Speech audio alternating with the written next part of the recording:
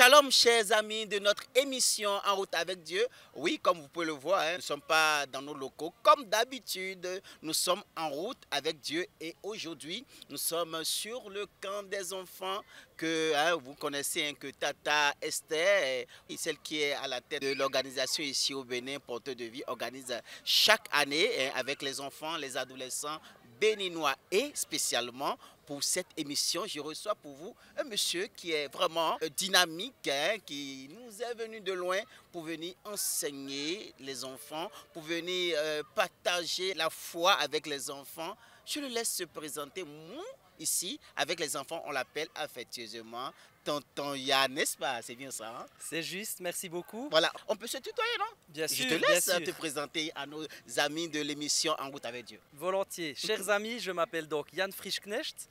Je suis un homme suisse de 43 ans. Voilà. Et puis, je suis également directeur d'école dans mes fonctions en Suisse, dans un petit village qui s'appelle Reconvilliers.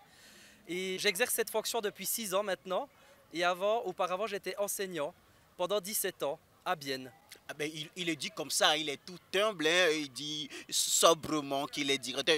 Je vous dis, il est à la tête de 334 enfants et 40 enseignants. 40 enseignants, vous voyez, c'est un grand monsieur, mais il est tout humble. Il le dit sobrement qu'il est directeur d'école. Alors, cette expérience que vous avez à enseigner les enfants, à diriger une équipe qui assure l'éducation des enfants, est-ce que c'est une passion pour vous ou bien, je ne sais pas, si c'est un don? Alors, je dirais que c'est une passion. Oui. Premièrement, ma passion, elle se dirige plutôt vers les adolescents. C'est eux que j'ai enseigné pendant 17 ans. 17 Et ans, puis maintenant, en étant à la tête de l'école, bien sûr, on est plutôt dans le stratégique, dans la gestion d'équipe, etc. Mais ce que j'aime venir chercher ici au Bénin, parce que c'est mon 2e camp déjà. Oh, super! J'étais là l'année dernière avec 2 de mes filles. Oui. Et ce que j'aime ici, c'est vraiment partager ma foi et essayer d'équiper ces jeunes pour qu'ils deviennent indépendants et qu'à leur tour, ils puissent toucher les autres quand ils retourneront chez eux. Mais justement, comment est-ce que tu arrives, on a dit qu'on va se tutoyer, comment tu arrives à gérer ton côté professionnel et avec la foi? Comment tu arrives à jumeler les deux? Est-ce que c'est l'un influence par l'autre? Alors, chez nous en Suisse, malheureusement, l'école étant laïque, c'est très compliqué de prononcer, de professer sa foi dans le milieu professionnel. Oui. Donc la seule manière de le faire, c'est simplement d'essayer de transmettre quelque chose des valeurs du royaume, mais on ne peut malheureusement pas prononcer le nom de Jésus ou quoi que ce soit. Il m'est arrivé quand même 2-3 fois d'avoir des entretiens privés où là je m'ouvre un peu plus, mais c'est vrai que je dois être très prudent et surtout en m'attendant au contour, donc je dois faire très attention. Alors quand tu viens au Bénin, comment tu vois quand même la manière d'aborder la foi chrétienne ici au Bénin? Comment tu vois cette liberté comparativement aux autres pays? Alors ici c'est génial, c'est tout simplement génial parce que je trouve que la foi elle est simple, elle est vraie, elle est authentique et les gens ils ont envie de se connecter avec Dieu de tout leur cœur. Après c'est comme partout, on sent qu'il y a aussi des problèmes, on sent qu'il y a aussi des choses parfois qui sont plus difficiles et mon parcours de vie a fait que j'ai traversé des moments difficiles et j'essaye de leur parler de ça et de leur montrer aussi comment connecter avec le Papa Céleste et comment essayer de sortir de toute forme d'addiction ou de choses qui pourraient entraver leur marche avec Dieu pour les rendre libres et qu'à leur tour, ils puissent aider les autres à devenir libres. Ça, c'est vraiment la vision que le Seigneur m'a partagée. Ah oui, ça c'est vraiment intéressant. Et justement, ici en Afrique, nous avons plusieurs langues, pour ne pas dire plusieurs dialectes. Et tu fais la promotion d'une série de Bibles en nos différentes langues d'ici, qu'on appelle nos dialectes, et que ce soit en fon, en gon, enfin... les différentes langues parlées ici au Bénin et en Afrique subsaharienne. On va rapidement suivre l'élément que la technique a produit pour montrer comment est-ce qu'on peut accéder à ces différentes Bibles dans nos différentes langues. En audio. Exactement. On suit rapidement et on revient commenter. Voilà, donc là je vais vous expliquer pas à pas comment, à partir du lien de téléchargement, vous allez faire pour pouvoir prendre les Bibles audio et les mettre directement sur votre ordinateur ou sur votre téléphone portable. Donc là, on va aller étape par étape. Donc j'ouvre mon téléphone, je vais sur le lien, cliquer sur le lien ici, que vous voyez là. Et une fois que vous cliquez sur ce lien, vous allez avoir accès à un fichier qu'il faut télécharger. C'est un fichier qui fait plus de 10 gigas, donc c'est quand même un fichier qui est assez lourd, assez important. mais c'est important que vous le téléchargiez. Et ensuite, dans un deuxième temps, vous allez accéder à un fichier qui s'appelle NT différents dialectes. Donc c'est plusieurs Nouveaux Testaments différents, peut-être qu'on voit un petit peu ici. Et puis vous avez, par exemple, si je prends le premier, c'est le Bariba, Nouveau Testament. Et à l'intérieur, vous avez des fichiers audio avec différentes épîtres du Nouveau Testament. On voit peut-être ici quelques-uns. Et puis vous pouvez avoir accès à plusieurs langues. Je donne quelques exemples, le Biali, le Boko, le Dendi, Ditamari, le Goun, etc. Et vous pourrez profiter d'écouter la parole de Dieu, le Nouveau Testament, dans la langue d'origine de chez vous. Et surtout, le but, c'est que vous la propagiez. Donc, téléchargez la langue qui vous intéresse et partagez-la, partagez-la, partagez-la par téléphone, par ordinateur, par clé USB. Le but, c'est que ça se propage et que la parole de Dieu, elle touche le plus de monde possible. Merci beaucoup. Alors, je vous dis au revoir et d'abo. Alors, Yann, tu vois, c'est intéressant, hein? On peut avoir la Bible, que ce soit en Bariba, en Gon, en Fon, en Mina, c'est super. Pourquoi avoir pensé à cela? Alors, je voyage, j'ai la chance d'être accompagné par mon ami Michel Brugnoli. Oui. Et c'est son époux qui était en contact avec un homme suisse qui a mis ça sur place et qui a créé en fait un document partagé où on peut télécharger toutes ces langues et on a la partie du Nouveau Testament qui est en langue orale. Dans les dialectes béninois. Et en fait, ce qui est génial, c'est que dans certaines familles béninoises, ils n'ont pas forcément accès à la lecture, mais avec le déploiement de cette Bible audio, ça leur permet de découvrir la parole de Dieu. Et on aimerait que la plupart des gens qui le souhaitent puissent télécharger la langue. Ah, justement, on a mis le lien en bas, en description, si vous êtes sur la chaîne YouTube, on a mis le lien en description. Et là, en bas, vous voyez quand même le lien, vous pouvez écrire et vous pouvez accéder à la Bible audio. On revient sur ce qui nous a permis de te voir, hein, le camp des enfants. Exactement. Ça fait ta deuxième année quand même que tu es venu. Pourquoi avoir décidé 2 années durant de venir au Bénin? Tu as laissé tout, tu pouvais partir en vacances à Hawaï, aller t'amuser, profiter des vacances. Pourquoi tu as décidé de venir ici au Bénin, rester avec les enfants, les enseigner et tout? Pourquoi? Mon cœur, il vibre pour les autres. Mon cœur, il vibre vraiment pour l'évangélisation, pour partager ma foi et permettre à d'autres d'entrer dans la liberté de Christ et de rentrer pleinement dans leur potentiel, dans les voies que l'Éternel a tracées pour eux. Alors, comment est-ce que tu as vu nos enfants béninois? Est-ce que tu vois qu'ils ont quand même soif de l'Évangile? Comment est-ce que tu apprécies quand même leur manière de se comporter? Alors, je vois qu'ils ont soif de l'Évangile, qu'ils ont une grande connaissance de la parole de Dieu. Mais je vois aussi que c'est les mêmes adolescents qu'ailleurs. C'est-à-dire qu'ils sont aussi confrontés aux problématiques du monde. Oui. Ils peuvent être entraînés dans des choses qui les rendent malheureux, qui les rendent dépendants, qui les rendent tristes, qui les éloignent du cœur du Père. Et c'est pour cette raison qu'on a pu partager, on a pu échanger sur des vraies thématiques qui les concernent, notamment la sexualité, la pornographie, les dépendances à l'alcool, à toutes sortes de produits illicites.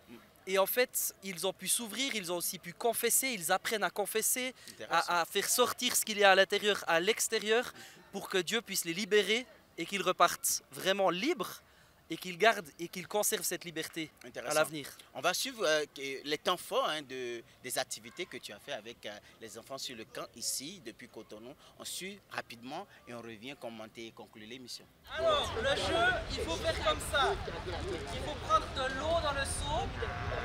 Il va falloir passer dans les mains de l'autre et il va passer dans l'autre main, jusqu'à ce que ça aille dans le seau là-bas. Et l'équipe qui va gagner, c'est laquelle, à votre avis? C'est qui va gagner? Ah, on ne sait pas encore, c'est celui qui aura le plus d'eau dans le seau. Là-bas, là-bas. D'accord? C'est petit, il ne faut pas la faire.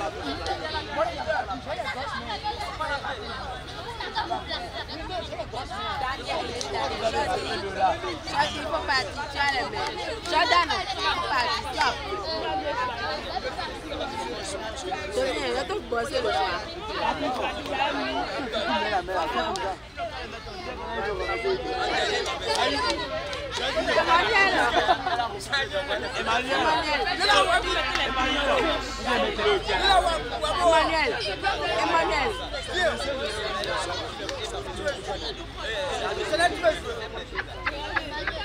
Mais le vœu du poulet. Tu vois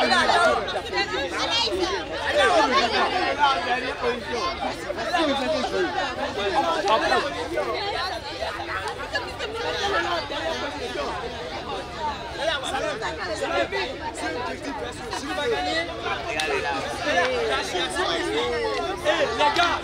les gars, remplacez les deux petits là. Ado, voilà, place le petit là. Il a clé.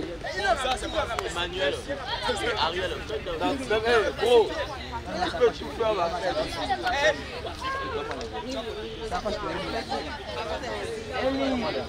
Eli. est-ce que les filles vous êtes prêtes? Eli est là. Est-ce que les garçons vous êtes prêts? Alors, je vais compter jusqu'à 5. Attends, je vais filmer. Tu dis. C'est là. Quand je vais donner le coup de sifflet, on va commencer. Vous êtes prêts? 5, 4, 3, 2, 1.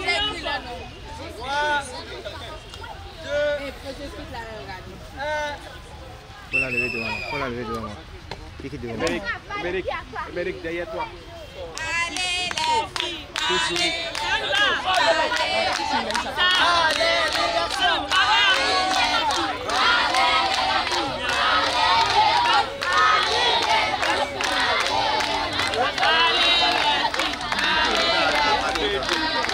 C'est l'eau.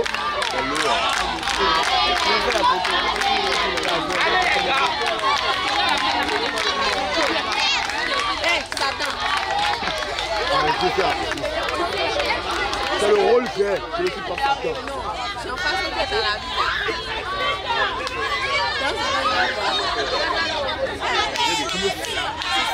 Non, non, et Vignon, comment ça s'appelle?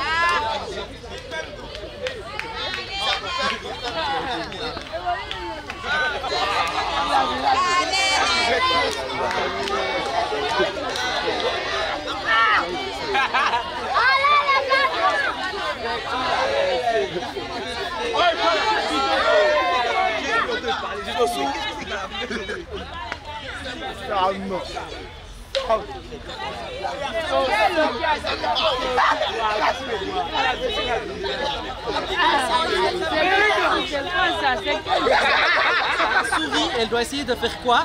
De ne pas se faire attraper. D'accord? Et si la souris, elle est fatiguée, elle vient se mettre à côté de quelqu'un. Donc si lui, c'est la souris, viens te mettre à côté de moi. Et s'il vient se mettre à côté de moi, c'est elle qui devient la souris. C'est lui qui devient la souris.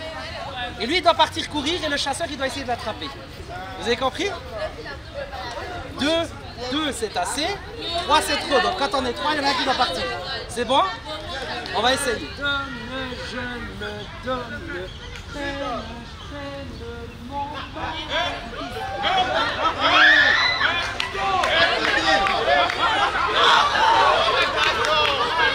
Non.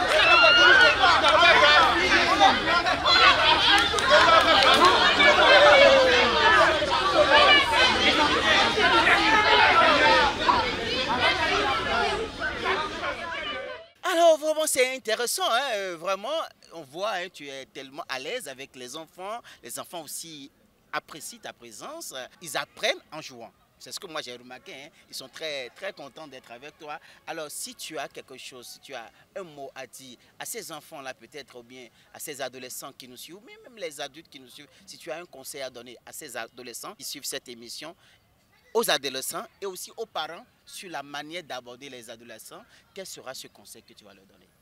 Alors à vous, chers adolescents, mon conseil, c'est véritablement de ne pas rester seul avec ce qu'il y a au fond de vous, avec vos problématiques. Cherchez un adulte chrétien de référence vers qui vous pouvez vous tourner, vers qui vous pouvez aller partager. Et puis cherchez vraiment la guérison de Jésus. Cherchez à pouvoir vous en sortir. Et à vous, chers parents, ce que j'aimerais vous dire, c'est prenez du temps pour discuter avec vos adolescents. Ils ont besoin de vous. Souvent, on a l'impression qu'à l'adolescence, ils sont grands, qu'ils peuvent se débrouiller seuls, mais ce n'est pas le cas. Ce sont encore des enfants et ils ont besoin de leurs parents. Et ce lien de cœur à cœur, il est super important. Et s'ils ont confiance en vous, ils vont vous partager ce qu'ils ont dans leur cœur. Et vous aurez tout gagné. Super, ça c'est intéressant. Comme vous pouvez le constater, il y a beaucoup de vent ici à Cotonou. Je pense qu'on doit être à 25 ou 26 degrés. Hein. Oui, je pense. Il fait un peu frais. Nous ne sommes pas en France, nous ne sommes pas en Suisse, mais le Seigneur nous a fait grâce, on bénéficie. Et dans cette période un peu de fraîcheur, ça nous fait du bien. Absolument, absolument. On a même eu droit à quelques petites gouttes de pluie, mais c'était rafraîchissant, tout à fait agréable. C'est mieux que les 40 degrés actuellement dans le sud de la France. Hein. Absolument, absolument. Alors nous sommes à la fin de cette édition, tellement j'aime la compagnie de notre invité, de notre ami Yann, mais malheureusement nous sommes obligés de finir cette émission. Pour ceux-là qui voudraient avoir la Bible audio, le lien est en description de cette émission, où vous pouvez aussi recopier et avoir accès à ces Bibles audio. C'est très intéressant si vous parlez la langue fon, titamari, toutes les langues un peu que nous partageons avec les autres pays de la sous-région. Vous pouvez avoir accès à cela. C'est complètement gratuit. C'est gratuit. Ça a été mis à disposition gratuitement. Merci beaucoup, Yann. Nous sommes à la fin de l'émission avec notre ami Yann. Et ensemble, on dit en route avec Dieu. Bye bye. Ciao.